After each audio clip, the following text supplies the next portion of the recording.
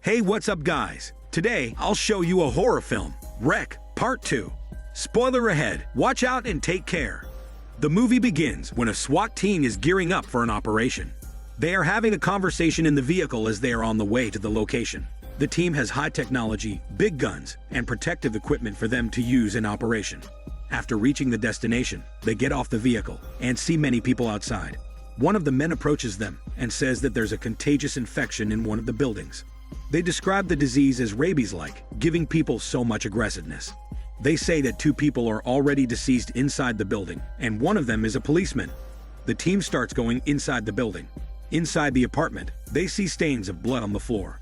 The medical expert explains that the virus is contagious only through liquid contact, so he advises the team to take their masks off. Right after, they go upstairs to look for more. At first, everything is calm, and no presence of zombie-like beings are being witnessed.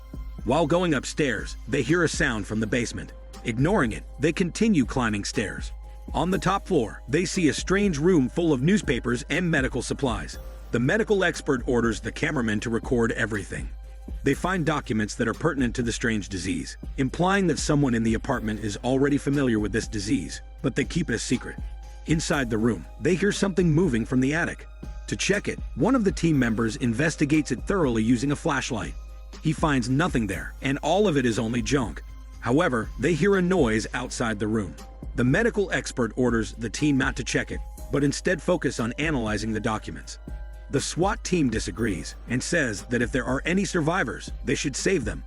The team carefully goes downstairs and follows the sound they hear. Mardos comes inside one of the rooms, and a zombie-like woman starts attacking him. The diseased woman starts biting Mardos. The rest of the team hears the screams of Mardos on the radio, so they immediately go to the room to send help. However, as soon as the team goes to the room, they find Mardos already infected with the disease. Mardos starts acting aggressively, and he attacks the rest of them. Temporarily, they hold off Mardos by locking him in one of the rooms. The SWAT team now realizes that this operation is not normal, and they question the medical expert what kind of disease they are fighting.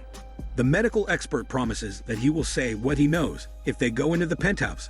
He says that the disease is not a simple virus. The expert shows them a picture of Tristana, a young woman who was diabolically possessed. They say that this place is specifically chosen for them, to study the physiological symptoms of the virus and for hopes of creating an antidote. It's revealed that the medical expert is originally from the church. He's actually a priest. He says that it's a secret operation, and they want to frame the incident merely as diabolic possessions. The priest says they need to have a sample of Tristana's blood to create an antidote.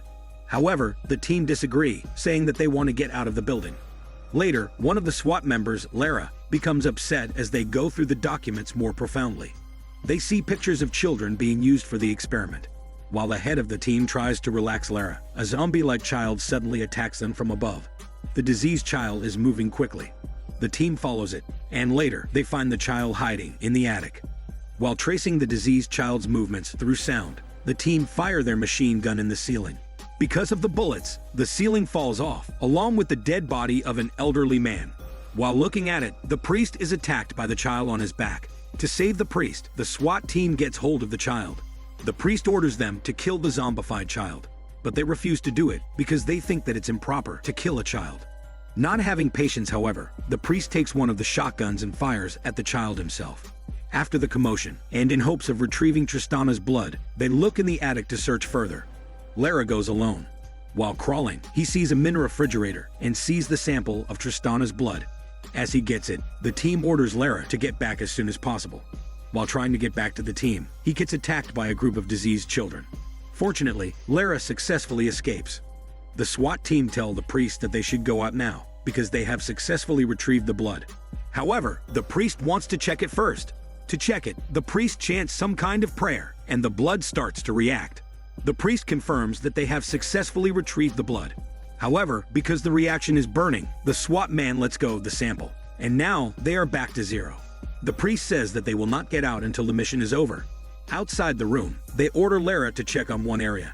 Many infected people are now attacking them.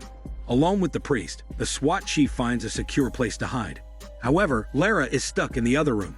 There are too many zombie-like people attacking Lara, and he cannot handle him alone. He starts losing ammo to his machine gun. Out of fear, Lara goes to the bathroom. Accepting defeat, Lara takes his pistol and fires it at his own head, killing himself. The chief says that they should go now because the blood sample is already gone. However, the priest says they should continue. If the blood is already gone, then they must find Tristana and extract some blood from her. The priest says that they need to create an antidote, no matter what it costs. A diseased young girl starts approaching them. The chief holds her for them to shoot. However, the priest reveals that this girl is Tristana, who is now possessed by the devil. This is the reason why she can speak. The devil can communicate through her body.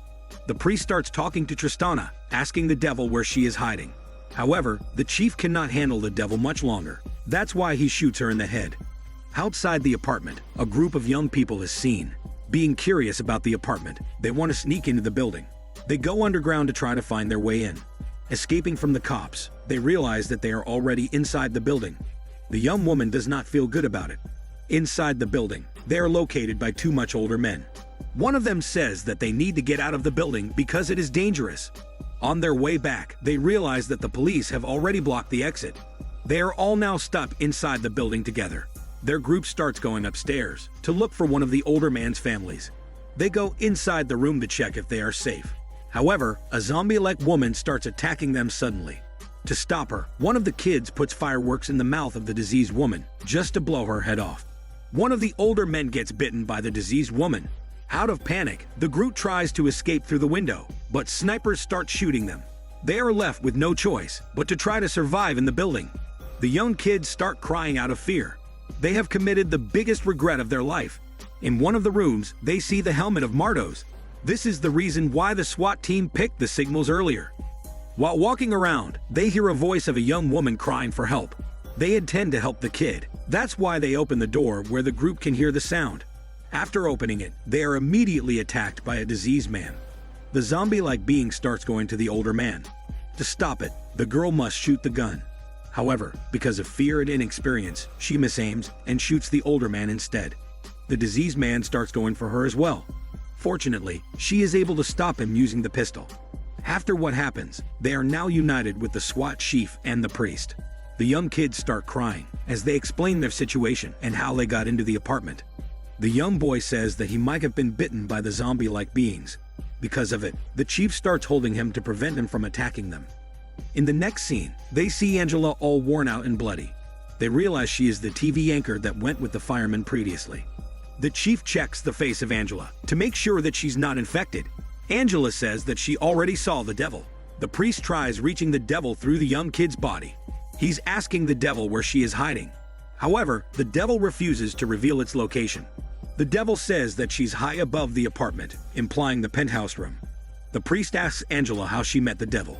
Angela tells him she saw her because of the night vision of the camera. Knowing this information, they now go upstairs to confront the devil. To look for her, they turn all the lights off and use their night vision. The one holding the camera is guiding the team's direction. To end all of these, they go inside the room in hopes of defeating the devil. Once inside, they search every corner of it to find the devil. The cameraman guides them throughout the way. While searching, they find water in some kind of well. The chief starts investigating it. Just seconds later, the devil starts attacking him. They are now in the presence of the devil. They are having a bad time locating her because of the darkness.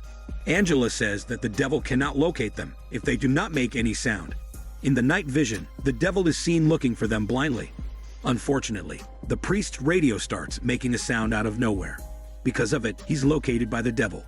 To save the priest, Angela takes the shotgun and shoots the devil in its head. Angela and the SWAT team start demanding the priest to let them out. The priest insists that they should finish the mission first. Angela is clearly upset about what the priest is saying. That's why she starts hurting him physically. Still refusing her demand, Angela shoots him using the shotgun. While all bloody, Angela tells the priest that he should not make it any harder, but instead, he should give the order for them to get out. It seems like the devil is starting to possess Angela's body. She kills the priest and uses the radio to let herself out. It's revealed in the end that the devil gave a part of her inside Angela's body. This is the reason why she could control Angela's movements. This is something that the priest overlooked, the ability of the devil to control an uninfected human. This is Daniel CC Movie Channel. Stay safe and enjoy your day.